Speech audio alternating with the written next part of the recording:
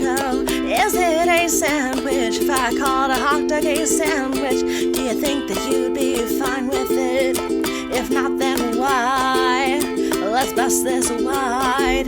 Mary, Carrie, Kelly, Matt, oh my, is it a sandwich? Well, let's decide. Sometimes life presents you with the stick, but we give you nothing but the carrot cake today on Order Up.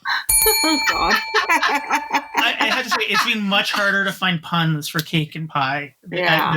You're doing great, Matt. I also think we just need to mention, because we started it in the past couple of episodes, slam down sheet cake. I actually bought a Deep and Delicious for Heather because that's her comfort food. Oh, I forgot about that. Like to get a picture of me. Yeah. Like just with a vanilla or chocolate. Chocolate. Good. Yeah, so good. Listeners, if you don't know about the Deep and Delicious, is it just a Canadian? Yeah, McCain. So Yeah. it's Canadian. If you're visiting Canada, go to a grocery store, get a Deep and Delicious and a fork. But don't get marble, because that marble is an abomination. Yeah, no, agreed. It's trying too hard. Yeah, it is. It's trying to be everything. Yeah. Yeah. Listeners, it's Kelly Zimnick is here along with Matt and Carrie. Mary is not here. Don't worry, she's not getting any more EpiPens. She's loaded up from last season. But she's testing out some cake recipes today, or pie. We don't know. She's playing both sides of the fence. But we're gonna travel on, carry on. That's the word I'm thinking of. And listeners, you wouldn't know this, but even though I'm on Team Pie, I am wearing a sweater today that says, "Oops, I baked another cake." So it's nothing. How are we doing, friends? Are we switching teams in what we picked? We're staying solid so far. I'm still Team Cake, although I have to say and make a confession here that when Matt mentioned carrot cake off the top, I do not like carrot cake at all.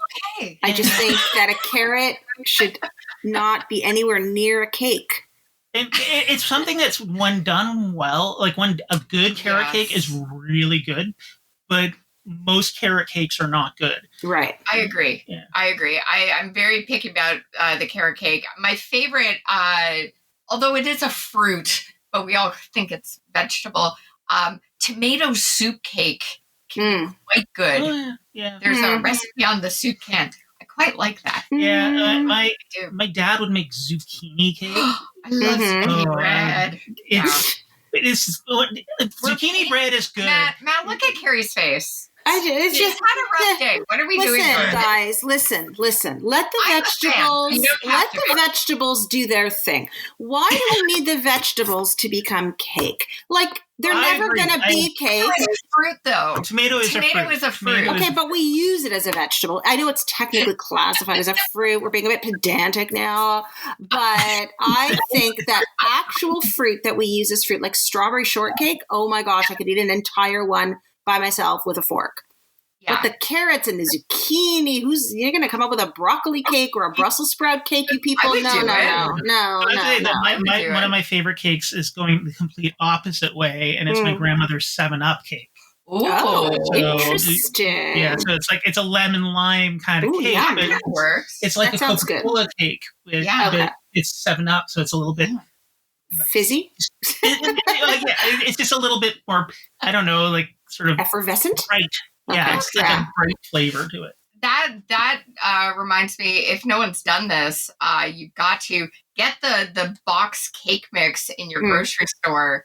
Don't bother with the oil and the eggs and the milk and whatever you add to it. Just get a can of soda or pop, however you want to pronounce it. And pair that with the cake, so you could get a chocolate cake and like a cherry Coke. Or if you want to do a carrot cake and a ginger ale, you need one can, you're done. It's vegan. It becomes vegan. Wow. All right. For anybody. And it's just as light and fluffy.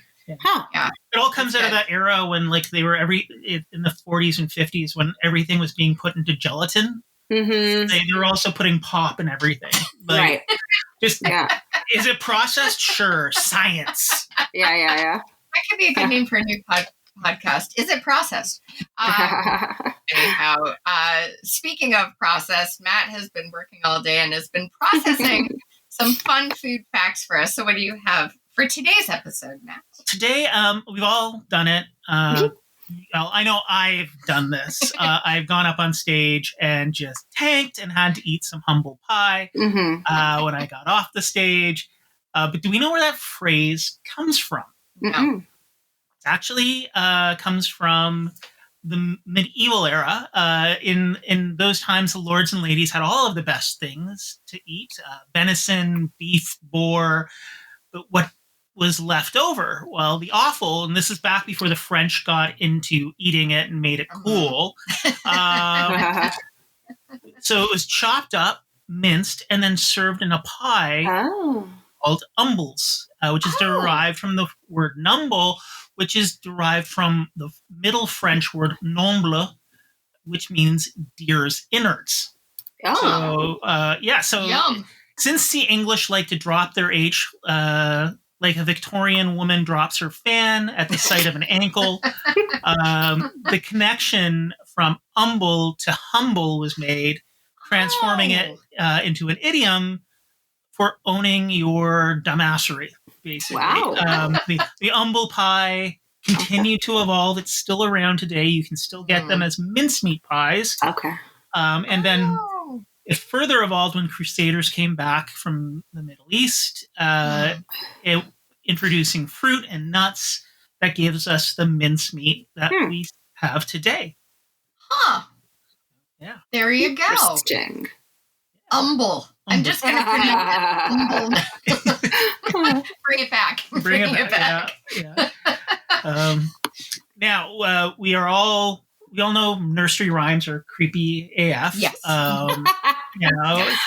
We have ones about the plague. We have ones about Mary Queen of Scots getting murdered. And of course, we have ones about pie. Pie turns up in all sorts of nursery rhymes. Sing a Song of Sixpence, Little Jack Horner, and There Was an Old Woman. Many of these on the surface seem fun and silly, but when you scratch back the patina of time, you find some sinister undertones. Like The Old Woman was an ode to the working class as an old woman, despite her age, works selling pies to survive. Then we have Jack Horner with its many versions, ranging from indictments of politicians taking a cut of the public pie. The first version appearing in 1791's Mother Goose's Melody, which was thought to actually be from a 1765 version. And some allege a reference to Thomas Horner, the steward of Richard Whitting, the last bishop of Glastonbury, and the dissolution of the monasteries under Henry VIII. Like all folklore, though, these have shifted through the sands of time to be made into the tools needed to scare the crap out of children, and none more so than Sing a Song of Sixpence. A delightful ditty, if there ever was one, appearing first in Tommy Thumb's Pretty Songs book, published in 1744. Wow. And the first verse, just to make it all the more sinister, was originally Sing a Song of Sixpence, a bag full of rye, 24 naughty boys baked in a pie. And it was pie, P-Y-E, as in what I spoke about in the earlier episode, like with crusts being called coffins, C-O-F-F-Y-N. So this got toned down a bit as time went on in the 1780s. The scared straight vibes that were directed at kids were not quite as intense. It was changed from P-Y-E to P-I-E, and the boys were changed to blackbirds. Oh my God. Wow. But it was still pretty dark. While the king was served bird pie, he was counting his money. The queen was just lounging, eating bread and honey. The poor maid got her nose ripped off while doing laundry. So it was kind of an allegory for class warfare still. Wow. But wow. yeah, in the end, it wraps up with the maid getting her nose reattached, but either by the king's doctor sewing it back on so well it looks like it was never torn off, or in a different version by a Jenny Wren, which is slang for a female animal or a man who is a bit of a dandy. Oh my goodness! So these things go deep. Yeah, I suspect the last verse varied depending on how cool the commoners were with the king or queen at that time. But yeah, nothing beats children's literature for the propagation of Republican values and anti-capitalist agendas. So, yes. Man, I'm gonna next toddler I run into, I'm just gonna read them like Bob Dylan, like it's safe. Oh my! 4 and 20 naughty boys baked in a pot. That's the start of something on Pornhub, I'm sure. Yikes! Well, that's fun. I'm gonna have nightmares now, Matt. Thanks. Well, let's get started. Brand new episode. This is Order Up. Hey, Carrie, who's the guest today? So today's guest is who I want to be when I grow up.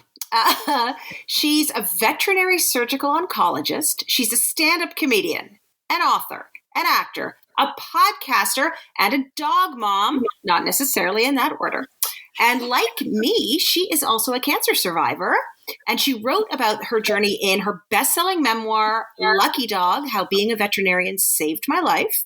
She's a graduate of the comedy, performance, and writing program at Humber College, which I really want to go to. You can listen to her amazing podcast, Co-Medicine, on all of the platforms. I encourage you to follow her. Please welcome Dr. Sarah Boston. That's so nice. I'm so happy to be here. Yay. Oh, we're so happy to have you. How has your day been? How is podcasting life going for you? Yeah. It's good. I have like a little bit of anxiety because my podcast is, I have healthcare professionals, so not just veterinarians, but healthcare professionals. And I'm a bit loose with that, who are also comedians, very loose with that. And I live in fear that I'm going to run out. So, because, I don't know, it's like a Venn diagram, but I've had some great guests and I'm into season 5 now. Oh, wow. That's great. Fun. Yeah. I love it's that. Good. It's good. I love it. Yeah, I do love it. I love the people I'm meeting. I just have this like little bit of anxiety of like, what if I run out of people? But I usually find it. You'll find. I'll find. Yeah. I heard you. Well, this is a bit of a silly question, but who do you think are funnier, cats or dogs? Oh. See, I was going to get into this. I think dogs are funnier because I actually think. I'm going to sound crazy. I think dogs have a sense of humor. Mm-hmm.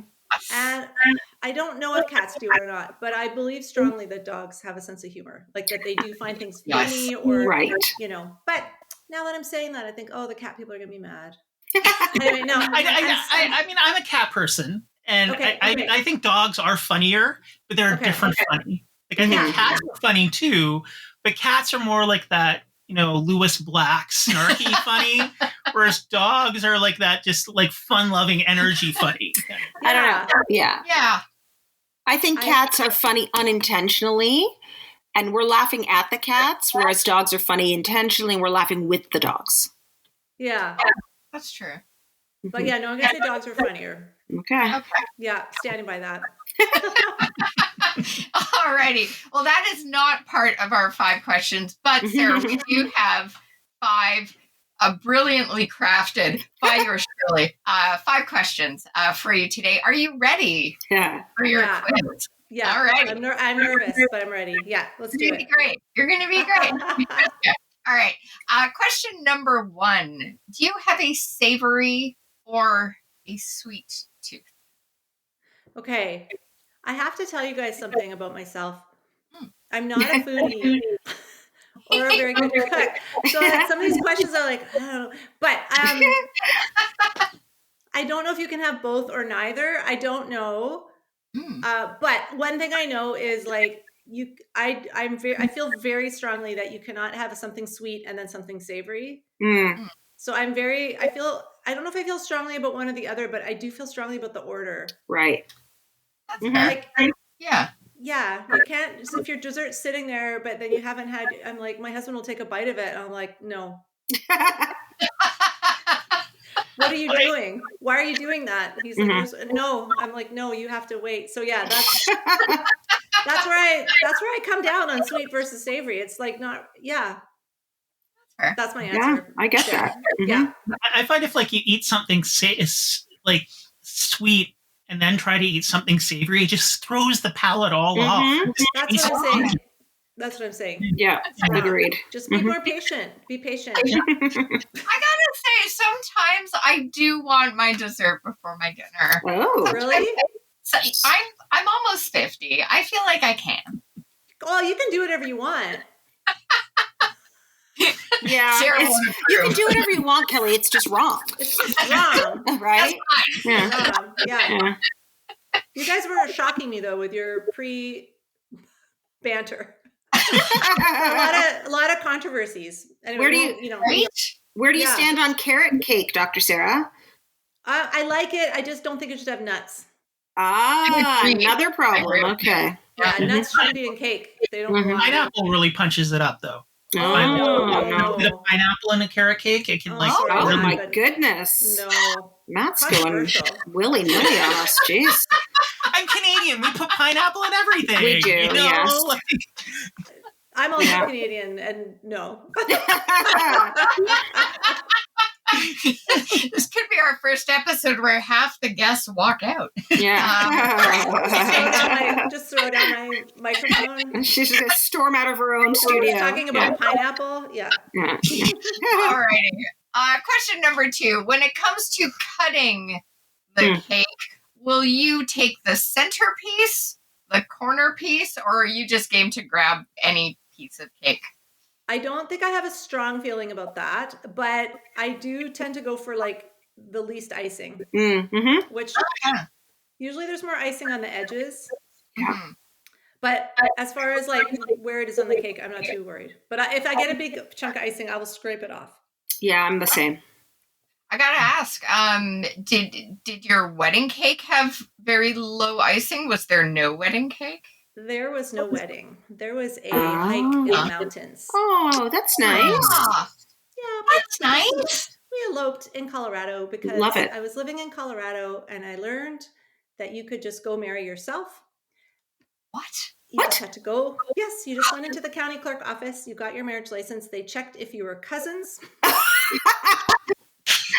Oh my God! Okay. No, just first cousins. You just couldn't be first cousins. Okay. We're not first cousins. We're not even second cousins. We're not related, actually. It's taking a weird turn. Yeah. You pay $20. I think now it's $30. And then we just went on a hike and we just signed a piece of paper. Oh, I love that. Yeah, so no cake, no party. Yeah, we got married outside Boulder. And then I was like trying to get someone to take our picture. And I was like, we just got married. And I think they thought like, we were on our honeymoon. I'm like, no, like buy that rock. Yeah, like just now. Yeah. That's so cute. So yeah, that's how I got married. Love that. Oh, I love it. Highly recommend. Yeah. Highly recommend elopement. Yes.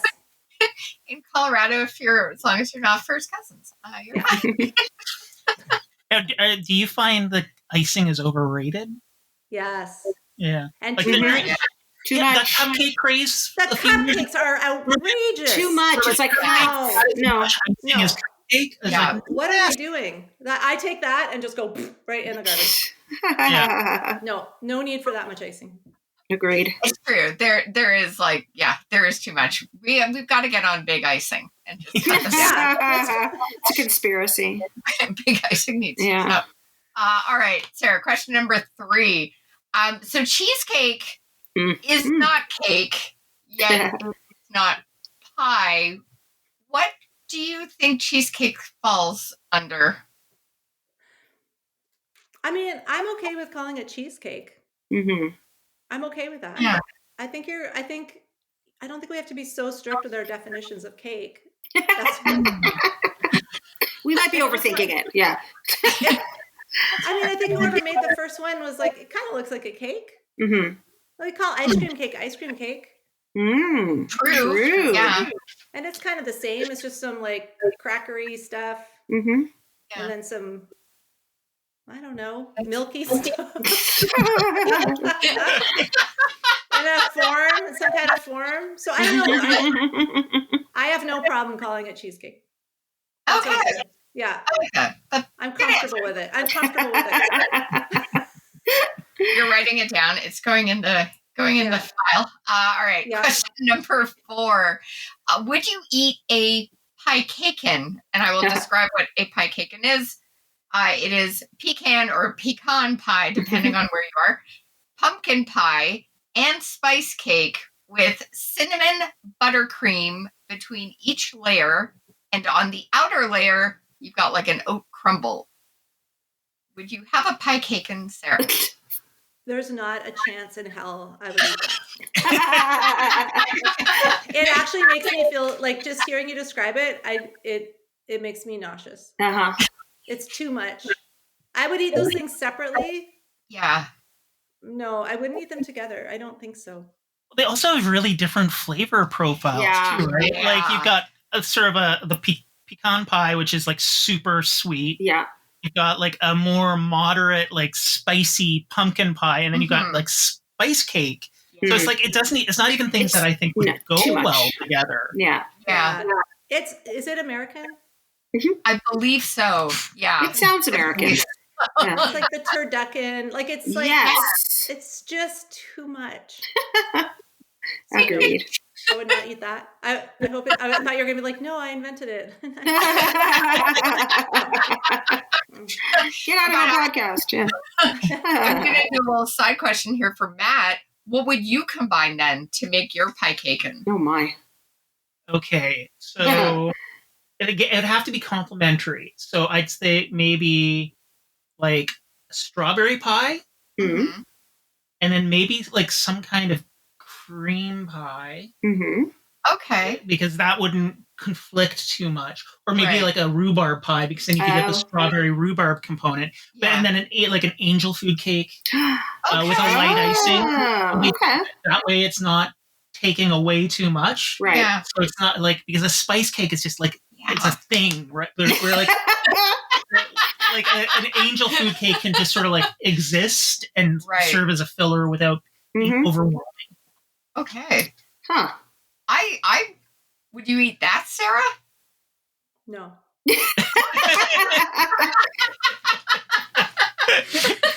Still too much. Yeah. Too much. Yeah. Too much. I just like one thing. Yeah. Simple. You know, I like for dessert is like a little piece of chocolate. Mm-hmm. Me too. Yeah. Like a Lind bar. Yum. That's it. So that's where that's just it's too much going on. I think it's I feel like piecaken is a good name for a band. the name's great. It's great. Except for it makes me think of turducken. Yeah. Right. That's less great for me. But some of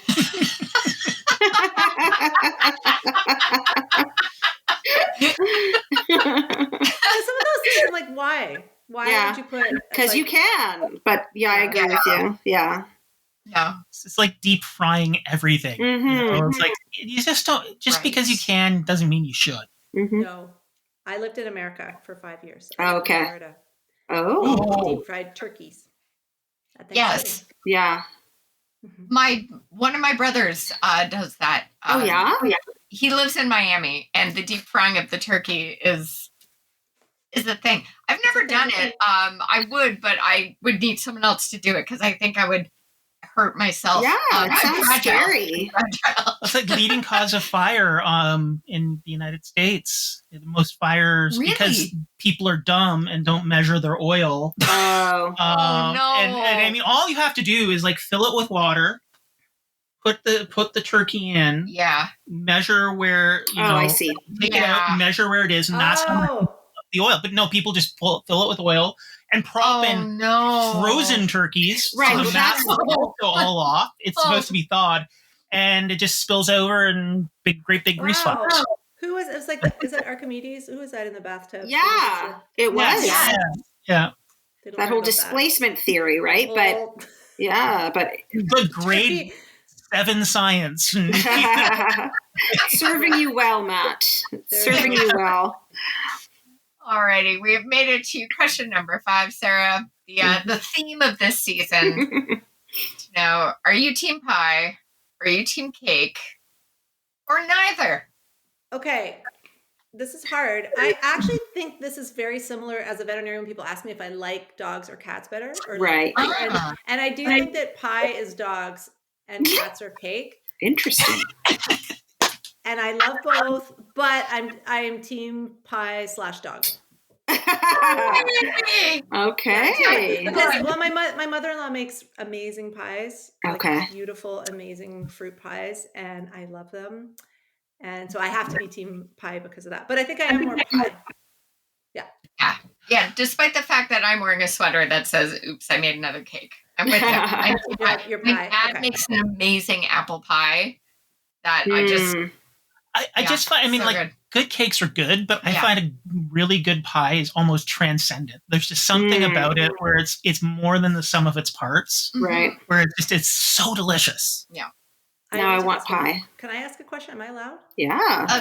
Yeah. It'll cost where you. do we stand on? I feel strongly about this too, but I'm not going to say which way. Apple pie with cheese on it. Ugh, no thank you. I don't Thank like you, it. Carrie. I don't like it. Sarah and I need to go out for dinner and then have a piece of chocolate together, and it'll be enough for us. And then we're going to have apple pie cheeselessly. Not with cheese. I'm like, no. Why don't you It's just, I think if somebody's like, oh, well, you can put ice cream on it, we should do cheese. It's like, no, that's not the same thing. Yeah, ice cream's fine. I'm Sarah okay with that. started that.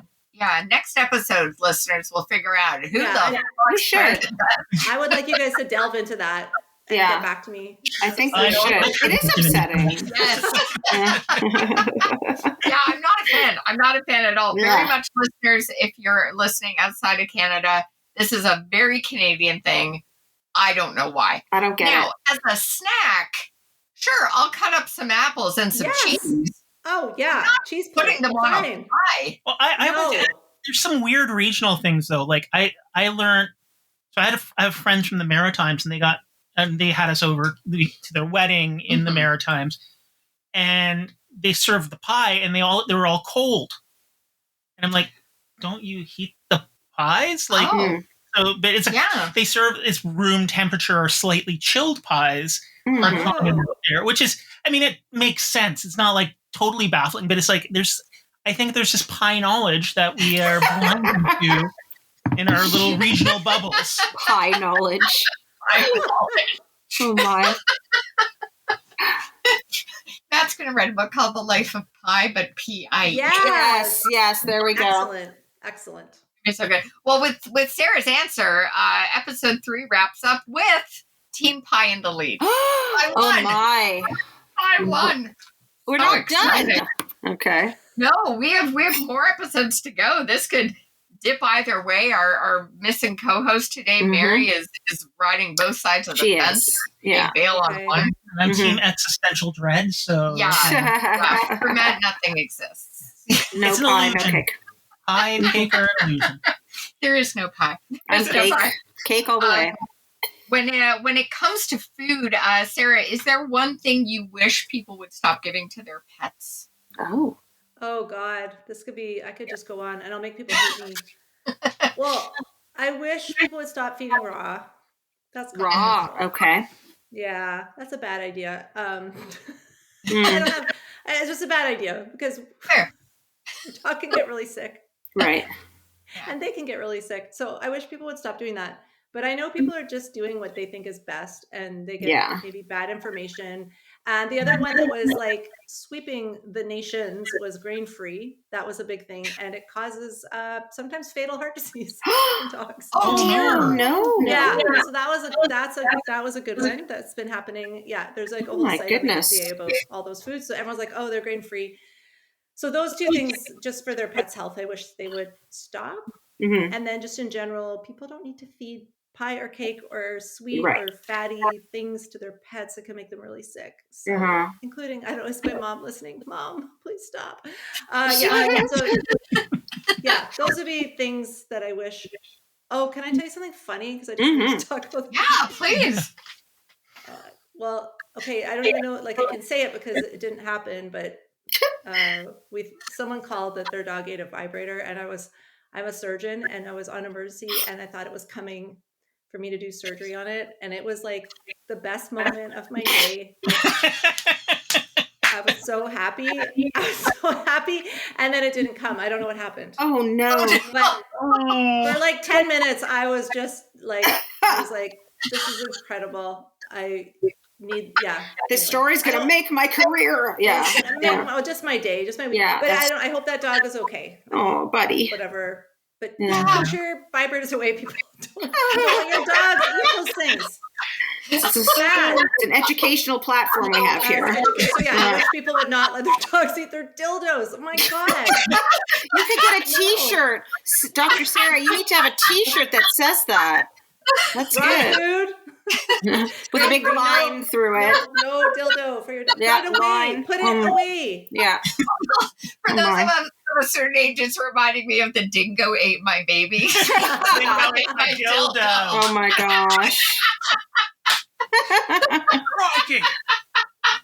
Well, Sarah, thank you so much for joining us today. Where can folks find you on the socials? Try to listen to your podcast or come see you do a set. Yeah. Or you need a veterinarian help. Or veterinarian. So, okay, let's see. In order, I'm just Dr. Sarah Boston on my socials, on the Insta. Yeah. I am with the Yuck Yucks in Ottawa. So that is where you can see me. And what else did you ask me? I work at, I don't think, maybe I shouldn't say where.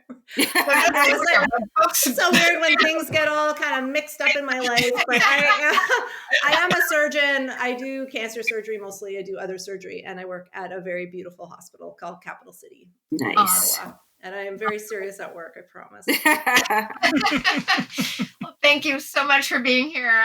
Listeners, stay tuned for next time when we're going to figure out who that fucker was who put cheddar on the apple pie.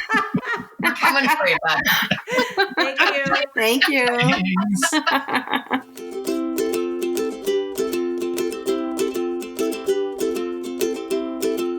I pick cake because you can put sprinkles on cake. Like, who's gonna put sprinkles on pie? And sprinkles are just like better than everything else. So like sprinkles, like cake. I mean, yeah.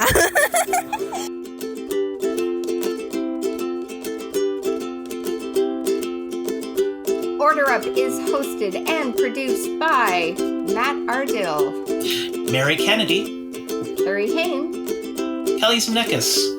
and original music is by Rebecca McDonald.